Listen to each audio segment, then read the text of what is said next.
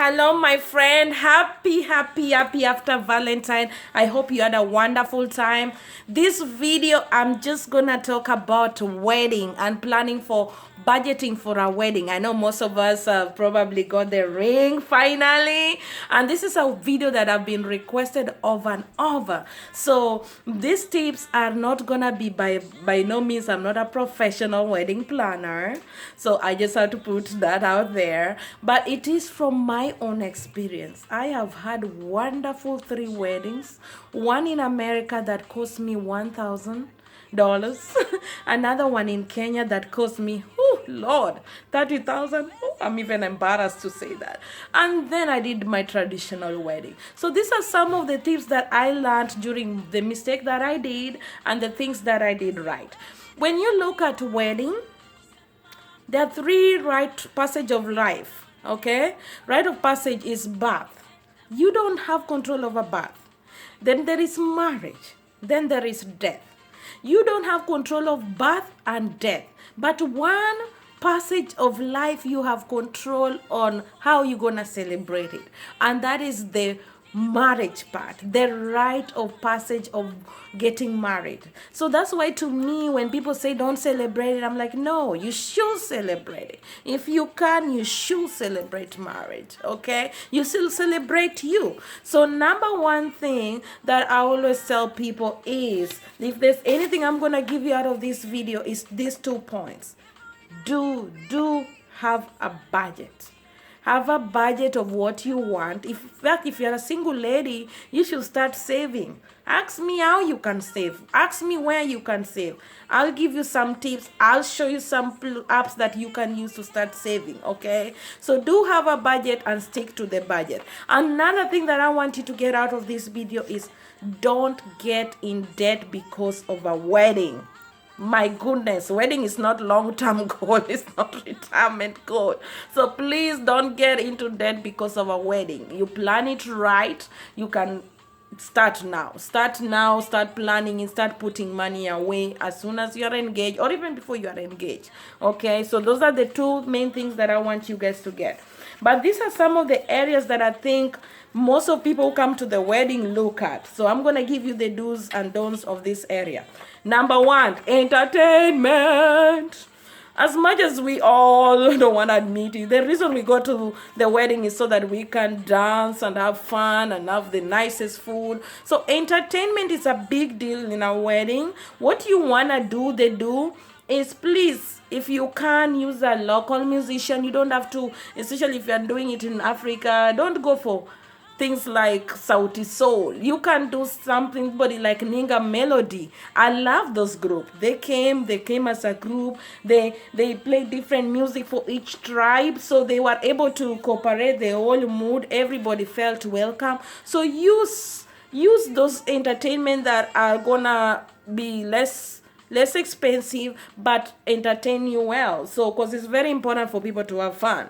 Another thing that I did for my cheap wedding was, I had a friend comes home, we prepared our music, we put them in CD, and he just played them through the night. And also my friends were requesting for music, so it was fun for them to go there and request their own song. You can do that too, because these days, honestly, with the speakers cheap, you can do that pretty much. But one thing about entertainment that I will tell you, do have a good photographer. It's all about memories.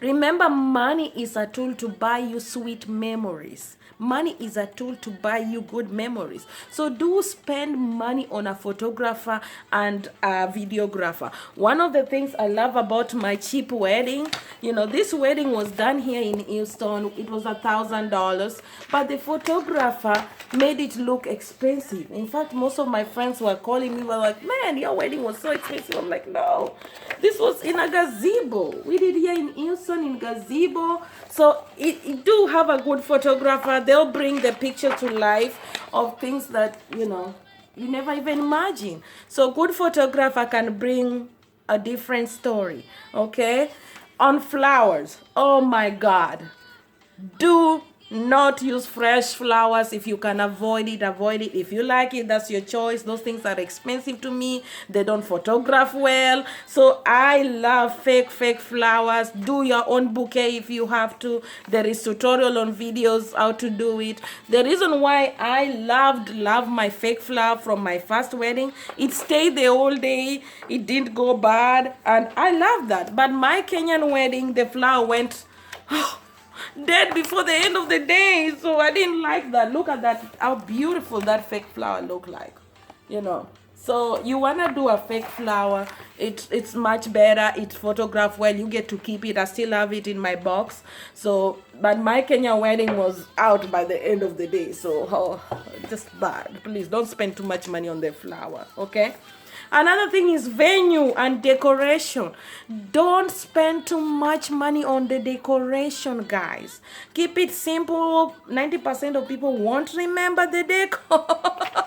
So what you want to do though is your venue. You want to book a nice venue already that comes with those natural looks already. I did my wedding in Lakeside of Kisumu. Very beautiful place already. You can only do little to that place to make it beautiful already. But what I love also on the venue, do your wedding on a weekdays. Me and my girlfriend, we just came from home. She did a wedding on a weekday. You save so much money than trying to do your wedding on a weekend. Plus, a lot of people won't come. So, but also another thing about venue is keep your wedding simple. The simple it is, the more people will come and the more fun you guys will have. So keep it simple, it will better for you.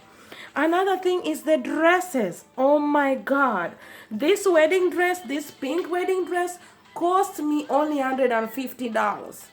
I bought it from DH Gate. My girls from my wedding in Kenya, oh, look at that. One of the things is keep it neutral. I've seen a lot of brides do black and white so that they don't have to stress their bridesmaid. It's cheaper on them. For me personally, I use DH Gate. Each dress is like $30. If you go to David Bridal for this kind of dresses, it's like 200 and something bucks. So use those Chinese website. If you give them the right measurement, they will do you good. And honestly, when it comes to dresses, or you can also cut the amount of girls. I love all my girls though, but if you can to save on dresses, save on that. But one thing I can tell you, don't spend too much on shoes. Nobody care about your shoes. Nobody's even gonna notice your shoes. Plus they kind of hurt at the end of the day, so I had to take my shoes off. But this other wedding though, the dress is so beautiful. I think it was from one of Vera Wang collection. We also got it on sale. So look for sale, look for sample out there and get your dresses from there. For men too, my tuxedo for my men in my wedding was, I had to, I don't know if I can get the men over here for my wedding. You see, they were black and white. Those tuxedos were $100 online. So you get to give them something they get to keep. Do that if you have to. Over here, my bridesmaid, what they did, they went to Macy, borrow the dress and then return it. So you can save on the dress. Save. Nobody's gonna, my bridesmaids are here. Most of them, they went, borrow the dress. After that, they return all the dresses. So I love these girls. I love them. So do save on the dresses. Make them fun, make them have whatever they want to wear, okay? Another thing is the cake. The last part of what people go to the wedding for is the cake. If you can, one thing I will tell people is look for a stack up stuff. They rent them, then you put your stack up on top of it. But one thing about cake is don't go there telling them you're doing a wedding cake. They will kill you. But I love that if you do separate cake, it's always cheaper. You can give it, you can go with it. So do a good cake. People love a good cake. They wait for the cake and then they will all be gone after the cake. So whatever you want to do in a wedding, do it before you cut your cake. But do have a good cake, give it all. But for decoration, you can put stuff to make it look bigger, something that is not edible, okay? The last but not least is do have fun. do give back if you can, and do ask for help. I know most of you people will tell you don't ask for pre-wedding money, but personally I think if you should do, and it's not even about the money, it's about the support. Do ask for support. A lot of people want to help you, so please do ask for support and do ask for help. Okay, this is Miss B, Finance 101.